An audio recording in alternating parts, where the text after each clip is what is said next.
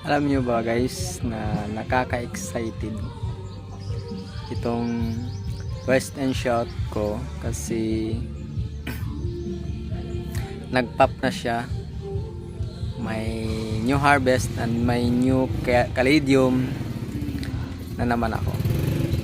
Napakaganda ng ano to, caladium na to. Kasi yung father niya is si watermelon.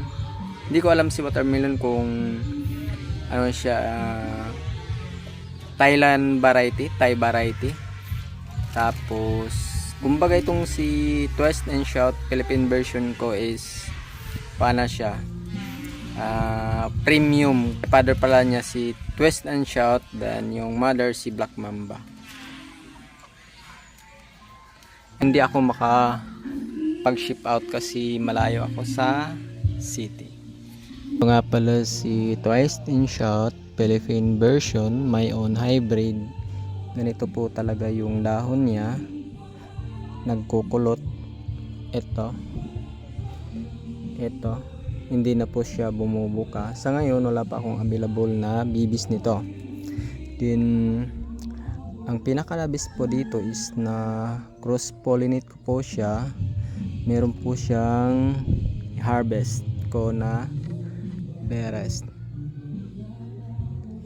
Dito po sa paraan pong ito, dito ako makakuha ng mga new color ng caladium. Kaya kung may mga caladium po kayo na magaganda, ingatan nyo po na hindi sila malusaw. Then pag nag-flower, i-pollinate nyo. Kasi dito po tayo kumukuha ng magagandang caladium.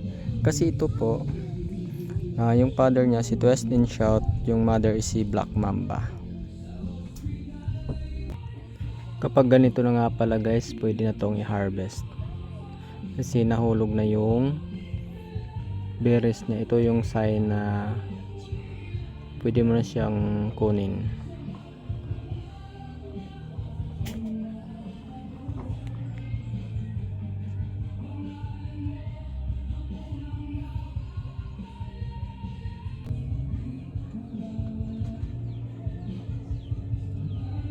Nilagyan ko nga pala ito ng net guys, kasi ito yung purpose para pag nahulog yung berries, dyan lang po, hindi na ako magpupulot dito sa baba. Kasi pag pinulot mo yan, ang dami, matagal mong makuha. I-harvest ko na pala siya ngayon guys, kasi ito na, nahulog na yung mga berries.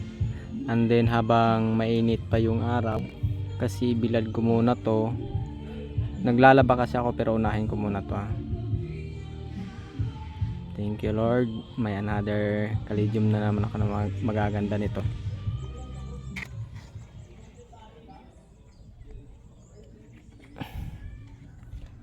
Wow, ang dami. Dami niya.